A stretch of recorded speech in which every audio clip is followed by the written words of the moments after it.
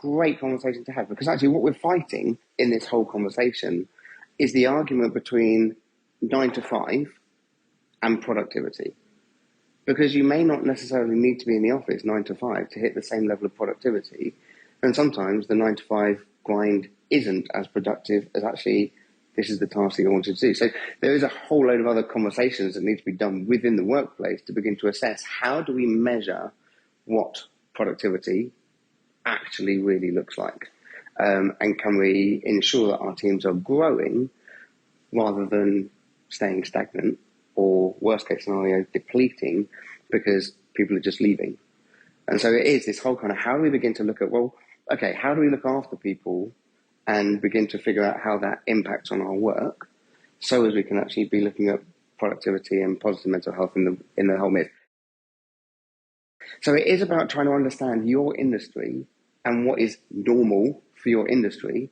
But also there is a question in what we're trying to explore, which is what is going on within the culture of your organization that may actually be contributing to or causing poor mental health. And that's the harder question. And this is things like out of hours emails. When do we encourage our staff to stop working? When people go on holiday and then they say, I'm on holiday, and then they start responding to emails. Hang on, you're sending a message to everyone that I need to still be on when I'm on holiday. Is that the culture that we're working in? And so it is about trying to understand those things. What are the things that we can do? What are the things we can change? Because actually, we're trying to reduce the costs. We're trying to increase the productivity. We're trying to engage our workforce so as they feel like they're thriving. Thriving is a good word, because the opposite is striving. Are you striving or are you thriving?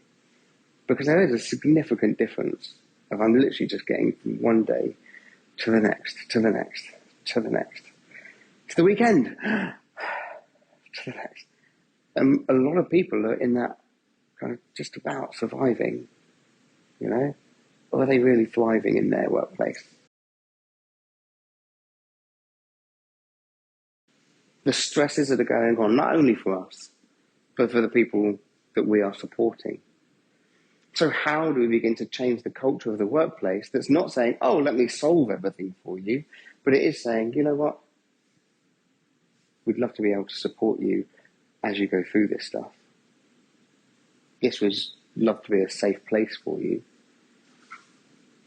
Could that change some stuff? Maybe. And that's what we're trying to say, is that actually what does positive mental health look like?